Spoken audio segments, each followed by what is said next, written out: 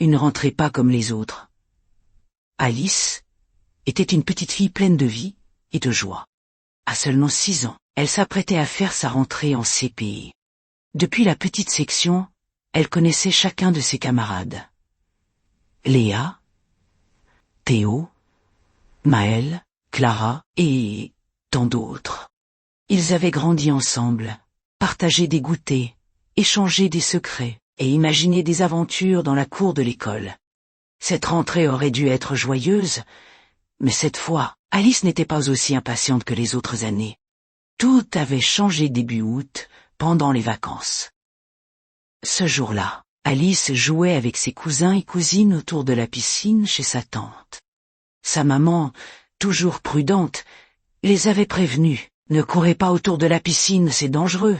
Mais l'excitation des vacances et les éclats de rire avaient pris le dessus. Alice, emportée par le jeu, courait derrière son cousin Jules, quand soudain, son pied glissa sur le bord mouillé de la piscine.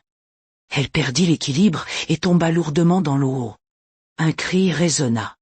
Sa maman et son papa, qui étaient tout proches, se précipitèrent pour la sortir de l'eau. Les pompiers furent rapidement appelés. Arrivé à l'hôpital, après des radios et un examen approfondi, le médecin lui annonça « Alice, tu as eu beaucoup de chance, mais tu t'es cassé la jambe et le poignet. Il va falloir mettre un plâtre sur ta jambe et un autre sur ton poignet. » Les mots résonnèrent comme un coup de tonnerre dans la tête d'Alice. « Mais est-ce que je pourrais marcher ?» demanda-t-elle en retenant ses larmes. « Pas tout de suite, » répondit le médecin avec douceur. « Tu vas devoir utiliser un fauteuil roulant pour te déplacer.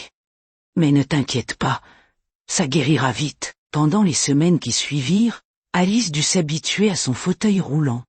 Elle était frustrée de ne pas pouvoir courir, sauter ou même marcher comme avant. Plus la rentrée approchait, plus elle s'angoissait.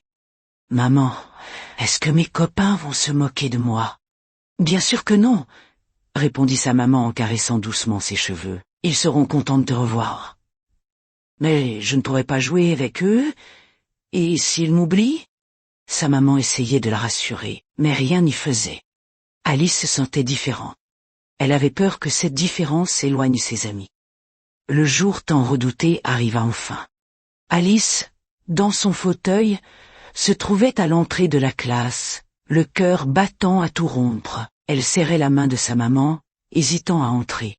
À travers la porte ouverte, elle entendait les rires de ses camarades. « Courage, ma chérie », murmura sa maman. Alice prit une grande inspiration et roula doucement dans la classe. Dès qu'ils la virent, tous les regards se tournèrent vers elle. Elle baissa les yeux, redoutant des moqueries ou des remarques. Mais, à sa grande surprise, ses camarades réagirent tout autrement. « Alice !» s'écria Léa en s'approchant. « On est trop content de te revoir. »« Waouh, ton fauteuil est super !» dit Maëlle avec enthousiasme. « Tu as besoin d'aide ?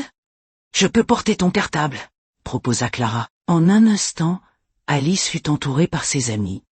Ils posaient 1000 questions sur son été, sur son plâtre, sur son fauteuil. Ils semblaient sincèrement heureux de la retrouver.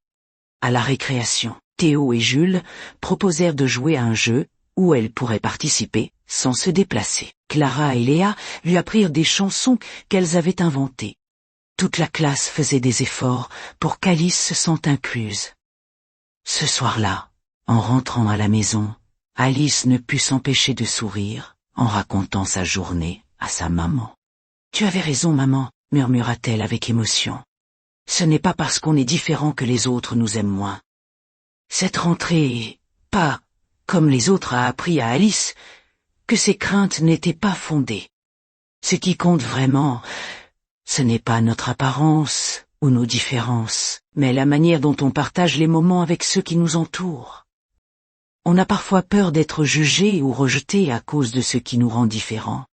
Mais les vrais amis voient au-delà des différences et nous acceptent tels que nous sommes. » Alice a découvert que l'amitié ne se mesure pas à ce que l'on peut ou ne peut pas faire, mais à l'amour et à la bienveillance que l'on partage. Bonne nuit, mes petits rêveurs.